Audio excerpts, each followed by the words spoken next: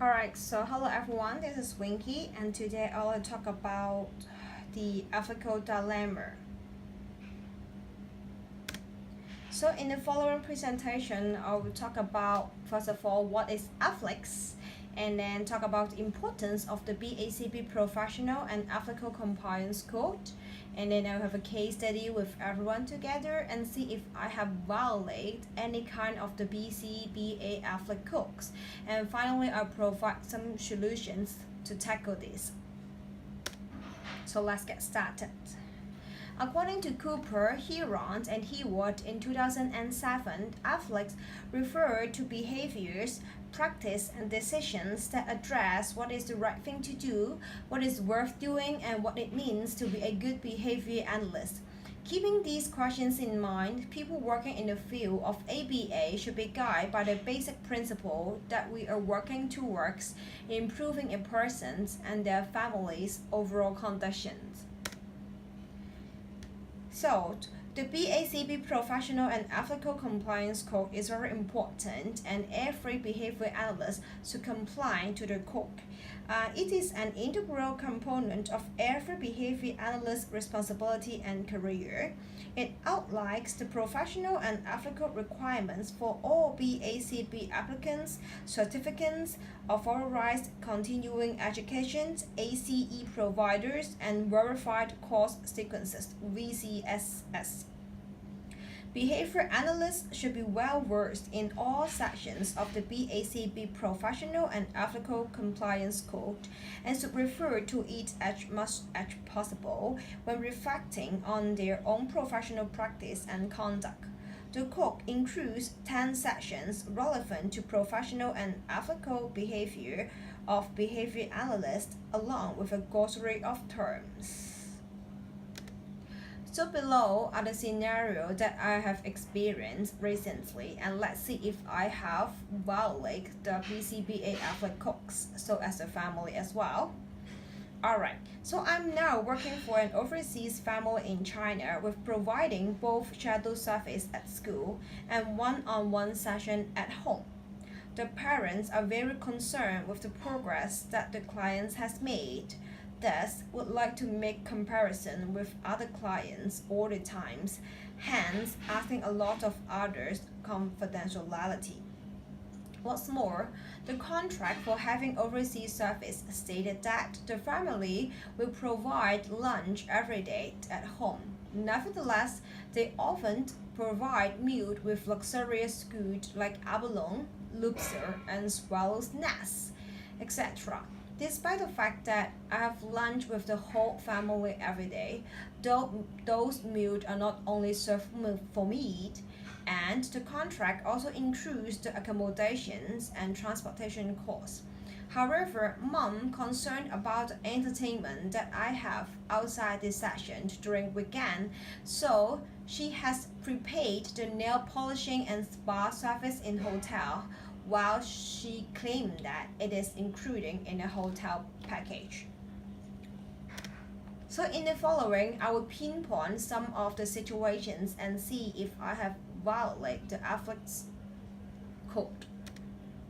First of all, I mentioned before that the parents keep asking for other students' progress, despite the fact that the parents is just very concerned with their own child and would like to see is there a big contrast or big gap between her own child and the other child that with autism.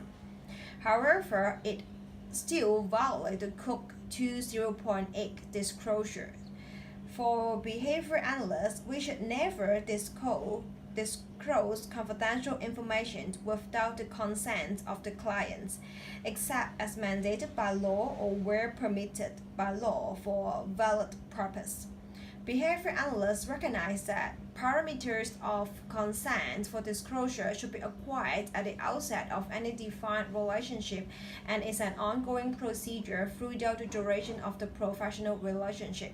So under that circumstances, I would just only make suggestions or evaluations on my own clients, I mean students' parents. I'll just talk about the performance or the progress or the intervention that I have made with this child.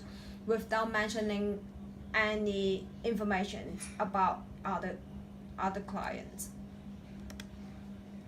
Alright, so secondly, I have also mentioned that mom provide some non-monetary benefits, which is nail polishing and a spa service, despite she mentioned that it was included in the hotel package.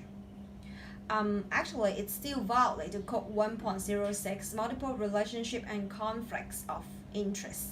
Especially the term D, behavior analysts do not accept any gifts from or give any gifts to clients because this constitutes a multiple relationship. And this leaves little room for interpretation actually. Any gift would include anything that is of monetary value, large or small. Because of the nature of our job as a helping professions, many well-meaning clients and family members want to show appreciation through a gift card, plate of cookies, or even handmade item. Typically, these gifts are tokens of respect and appreciation and may not cause any problems. In some cases, however, the exchanging of gifts can open up a complicated set of boundary and relationship issues. The fact of the matter is, the BACB has decided to prohibit the accepting of all gifts of any kind of clients. As a result, both BCBAs are required to comply or risk being reported. So here are some things that you can do instead of accepting the gifts from the clients. I'll talk about it later, so let's move on to another part first. And alright, apart from the nail polishing service, of course I need to deny, I have to refuse to accept it because it's cause multiple relationship. Another thing that I want to mention is the parents often offer luxurious meals. Despite the fact that I eat with the parents together, they don't only serve this kind of food for me. However, there is still a dilemma here, and I think it's still valid to Code 1.06, especially term A. Due to the potentially harmful effects of multiple relationships, behavior analysts should avoid multiple relationships. And the rule B mentioned that behavior analysts must always be sensitive to the potentially harmful effects of multiple relationships. If behavior analysts find that due to unforeseen factors a multiple relationship has arisen, they seek to resolve it. Sometimes it may cross boundary without even realizing it. For example, like the case that I'm experiencing now, it's quite hard to say if I have crossed the boundary because the meal is not only for me. The parents may claim that they eat this kind of thing every day since they are rich, but this can be seen as begin as accepting a gift or like a cup of coffee or spending 15 minutes chatting with a person on topics not relevant to the treatment. So it is important to note that the BACB also recognizes that it is important to acknowledge the gesture or the thoughtfulness of the gift giver. We should be careful on how we explain the ethical cook as not to imply that the gift may have strings attached to it and that other professionals who accept gifts are less ethical than we are.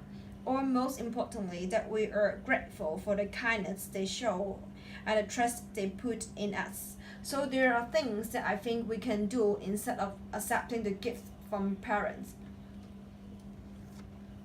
First of all, we can be more proactive, and me and the agency should send an email to clients and parents informing them of the code of ethics and that no gifts will be received. This may prevent awkward situations for both us and the staff. And secondly, we can offer an alternative.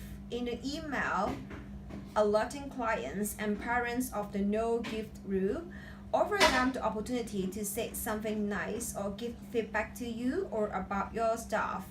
Kind words can mean more than a plate of cookies or a gift card. It could also provide an opportunity for clients and parents to provide feedback on service. Last but not least, we can give them this printable card. When someone does offer you a gift which is ineffectual, it can be really hard to not accept without offending or embarrassing the giver. So giving a card, although cheesy, can help disperse the awkwardness in the situations and help them understand that you are grateful for the gesture. Besides, just